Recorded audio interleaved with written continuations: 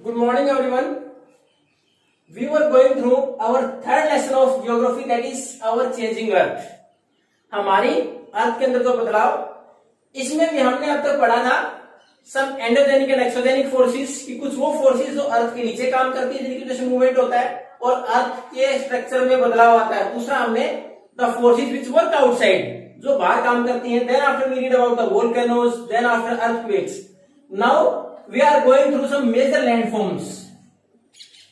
अब हमारे पास major landforms है जो पृथ्वी के ऊपर, जो ऊपर की लैंडस्केप है, ऊपर की जो बनावट है, प्लेट्यूज है, प्लेन्स है, या फिर हमारे पास डेजर्ट्स हैं, आइलैंड्स हैं, इनके बारे में।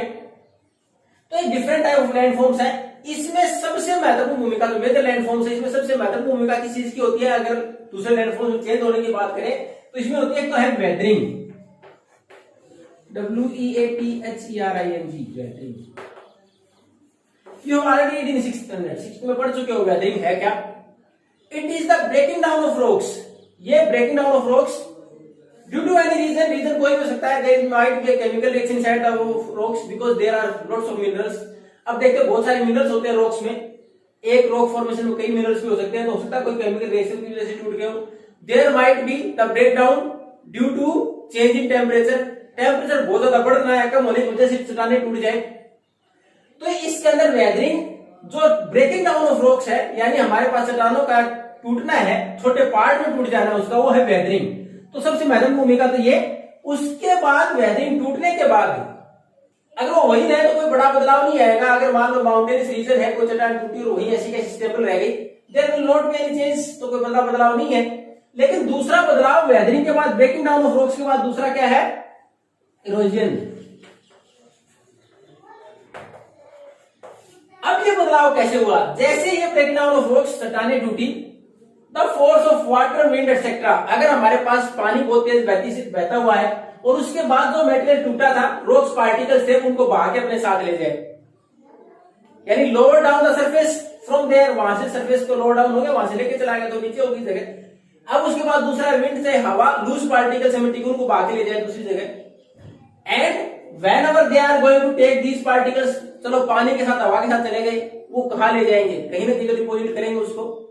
These sediments will be deposited somewhere else.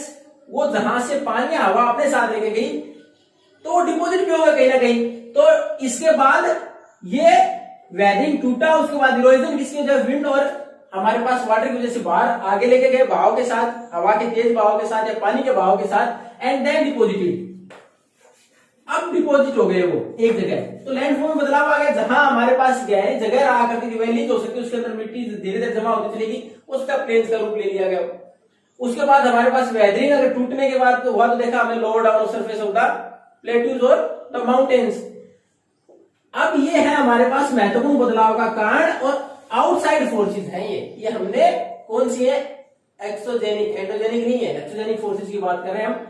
Weathering सबसे पहले ब्रेकिंग डाउन ऑफ रॉक्स, चट्टानों का टूटना, उसके बाद पानी या हवा के द्वारा जो टुकड़े टूटे हुए उनको आगे ले जाना, फिर कहीं ना कहीं उनको जमा कर देना। इस प्रकार हमारे ऊपर के लैंडफॉर्म्स में बदलाव आता है। अब इसी बदलाव को हम पढ़ेंगे। पहला एग्जांपल किसका लेंगे? रिवर्स का, कि एक नदी किस प्रकार करती है काम। अब जैसे ही नदियां पहाड़ों से निकलती हैं, जैसी नदियां पहाड़ों से निकलती हैं, अगर उस पहाड़ पर देर स्टीप स्लोप, अगर अचानक से कोई ऐसे पहाड़ी उस पर अचानक से ढलान आ जाए, तो उसके बाद जो पानी नीचे गिरेगा उसको क्या बोलते हैं? वाटरफॉल, झरना, एक लैंडफॉर्म। यानी एक ऊपर का लैंडफॉर्म कि हमारे पास, हम उसको बोलेंगे झरना, अलग नाम दे देते हैं। कि जैसे ही हमारे पास माउंटेन रीजन से अचानक से if there will be any steep slope, अचानक से कोई ढलान आता है, ऐसे कैसे रिवर से पानी नीचे गिरता हो, क्या है? वाटरफॉल। चलो नेक्स्ट। फिर अपने पास रिवर जब मैदानी इलाके में आ जाए या फिर मिडिल कोर्स में आ जाए, थोड़ा स्लोप और कम हो जाए, उसके बाद नदी मूव करना शुरू कर दे पहाड़ों के बीच से, तो उसमें देखोगे मिएंडर्स। अब ये मिएंडर्स क्या होते हैं? अब इसमें अगर आप देखो तो रिवर्स में, अगर ये रिवर कभी आपने देखा है रिवर सीरीज चलती हुई शहर के पास, तो देख सकते हो जहां से शाम बैंक्स किनारे बना रखे हैं, हमने स्ट्रक्चर बना दिया। अदरवाइज अगर मिएंडर्स की बात, नदियां कैसे मूव करती हैं कि यहां से पानी निकला, हो सकता है ये, तो नदियां इस प्रकार से मूव करती हैं। तो अब ये मिएंडर्स क्या है? ये देखो, ये जितने भी घुमाव है, फिर उसके बाद ये क्या है, ये मेंडर्स है। ये नदी के अंदर जितने भी घुमाव है क्या कहलाते हैं, मेंडर्स। अब देखो पहला था वाटरफॉल, अगर कोई स्टीप स्लोप अचानक से ढलान तेज ऊपर से पानी गिरेगा पहाड़ से, वाटरफॉल है। मेंडर्स, फिर अब नदी जब पहाड़ों के नीचे जो स्पेस में मूव करती है तो उसका मूवमेंट ऐसा होता है, तो जो ये मूवमेंट है और उसके साथ ही जो कर्व बन गए, ये जो मोड़ बन गए, क्या कहलाते हैं, मेंडर्स। तो नेक्स्ट पिक्चर। अब उसके बाद तीसरा है ऑक्सबो लेक। अब ये ऑक्सबो लेक क्या है, अब जैसे ये मेंडर्स बने, नदी परमानेंट, जैसे पानी कम या ज्यादा, बारिश के टाइम पर बढ़ जाएगा पानी, बाकी टाइम पर कम रह जाएगा, तो मूवमेंट पानी का कम या ज्यादा होगा, उसके अनुसार क्या होगा, इरोजनल वर्क आपने पहले ही पढ़ा, जो अपने साथ कंकड़ पत्थर भाग रहा है डिपोजिशन करना शुरू कर देंगे, उसके अगर कम होगी फोर्स पानी की ज्यादा तेज तो आगे तक ले जाएंगे वो।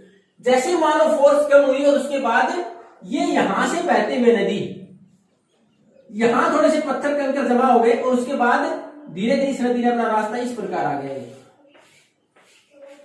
और एक कंकड़ पत्थर जमा होकर ये हिस्सा है ये सेपरेट हो जाए, बिल्कुल ये अलग हो जाए, ये पानी का हिस्सा, यानी रिवर अपना कोर्स इस प्रकार बदल ले या डिपोजिशन की वजह से ये जो हिस्सा अलग हो जाए, तो क्योंकि नदी से तो अलग हो गया, लेकिन उसमें कुछ समय तक पानी तो रहेगा, तो ये जो हिस्सा अलग हुआ है क्या कहलाएगी, ऑक्सबो लेक। यानी एक मेंडर का अपनी मेन रिवर से कट ऑफ हो जाना, मेंडर्स का अपनी मेन रिवर से कट ऑफ हो जाना क्या कहलाएगा, ऑक्सबो लेक, ये हो जाएगी ऑक्सबो लेक। और पहले क्या था ये, इट वाज ए मेंडर, पहला तो मेंडर था, जैसे ये कट ऑफ हो गया ऑक्सबो लेक। नेक्स्ट हमारे पास तीन चित्र होगी, अगर स्टीप स्लोप था, पानी ऊपर से गिरा, waterfall. Then after the movement of the rivers, ये जो हमारे पास घुमाव था, कर्व था, उसको हमने बोल दिया मेंडर। जैसे ही एक मेंडर अलग हुआ, उसमें पानी स्टोर होते रह गया, then it is oxbow lake. And next flood plains. Then what are the flood plains, अब जैसे ही बारिश का मौसम आता है, when there is a heavy rain, the river flow from their banks, अपने किनारों से बाहर चला जाता है पानी। अभी जो नदी जिसका मेन रिवर कोर्स तो ये था, यानी इनके अंदर से बह रही थी वो, अब जैसे ही पानी का बहाव तेज हुआ तो पानी दोनों किनारों से बाहर चला गया। अभी तो बाहर गया, इट आल्सो डिपोजिट सेडिमेंट्स और सोयल पार्टिकल्स, इसके अंदर जो बारीक मिट्टी के पार्टिकल्स उसने दोनों साइड जमा कर दिए दूर दूर तक। तो ये जो नदी के दोनों तरफ मिट्टी जमा हुई काफी दूर तक, ये क्या है, ये है फ्लड प्लेन्स। ये जो मिट्टी जमा हुई ज्यादा पानी के बहाव की वजह से, यानी रिवर की कैपेसिटी से ज्यादा पानी आ गया, यानी रिवर की कैपेसिटी उससे ज्यादा पानी आया, ओवरफ्लो होकर बाहर चला गया, उसके साथ जो मिट्टी जमा हुई क्या है, ये है फ्लड प्लेन्स।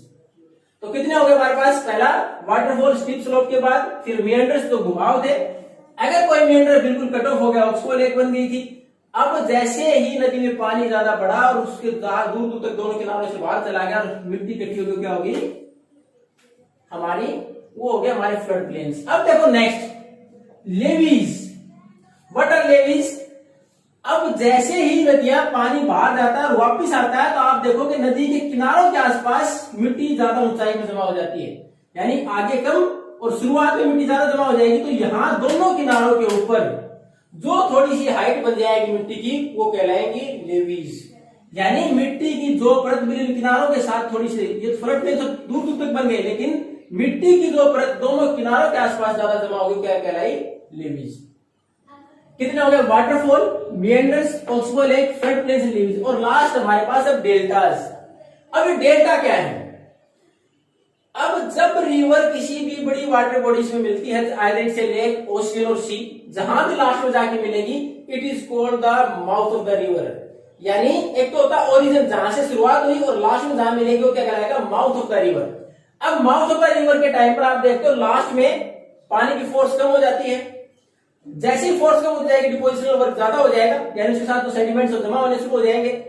अब जब वो जमा होने शुरू हो गए, तो उसके बाद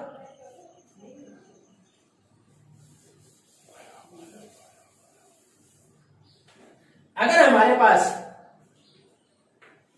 ये यहां से नदी इस प्रकार थी, जब जैसे ही फ्लो कम हुआ, इसमें कुछ सेडिमेंट्स अगर यहां जमा हो गए, तो इसने क्या किया, नदी ने कुछ हिस्सा यहां निकल गया पानी का, कुछ इधर निकल गया।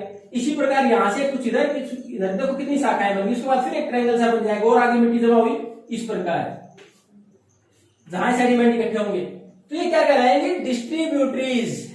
ट्रिब्यूटरीज पढ़ा था, a small river joins a large river is called tributary. अगर एक कोई छोटी नदी आगे बड़ी नदी मिलकर ट्रिब्यूटरी कहलाती है, और एक बड़ी नदी से छोटी शाखाएं निकल जाए वो कहलाते हैं डिस्ट्रीब्यूटरी, जैसे ये। अब इसी प्रकार जब ये लास्ट में किसी वाटर बॉडी में मिलेंगी, ओशियन या सी में मिलेंगी, तो इस प्रकार का काफी इलाका बन जाएगा ये। इस प्रकार यहां से ऐसे जमा होते होते तो लास्ट में इतना इलाका जो डिस्ट्रीब्यूशन के द्वारा लास्ट में मिलने से पहले जो कवर किया गया, ये सारा क्या हो जाएगा, delta. The delta of that particular river from which it was made, जिस रिवर से बना उसका डेल्टा। चाहे महानदी, कावेरी, कृष्णा, ब्रह्मपुत्र, गंगा सबसे बड़ा डेल्टा बनाते हैं कौन सा, सुंदरवन डेल्टा। तो ये होता है डेल्टा, यानी ये जो लास्ट में इस प्रकार काफी दूर तक डिपोजिशनल वर्क होता है, माउथ ऑफ द रिवर के पास लास्ट में रिवर मिलती है, वो क्या है, डेल्टा। तो हमने मेजर लैंडफॉर्म्स में आज केवल पढ़ा किसके बारे में, the landforms which are made by the rivers, केवल नदियों के बारे में, नदियों ने किस प्रकार लैंडफॉर्म्स में चेंज किया, और उसके कितने सारे हो गए, waterfall, meanders, oxbow lake, flood plains, levies और delta. If you have any doubt, then you can ask by leaving a message or by making a call to me. Thank you and good night.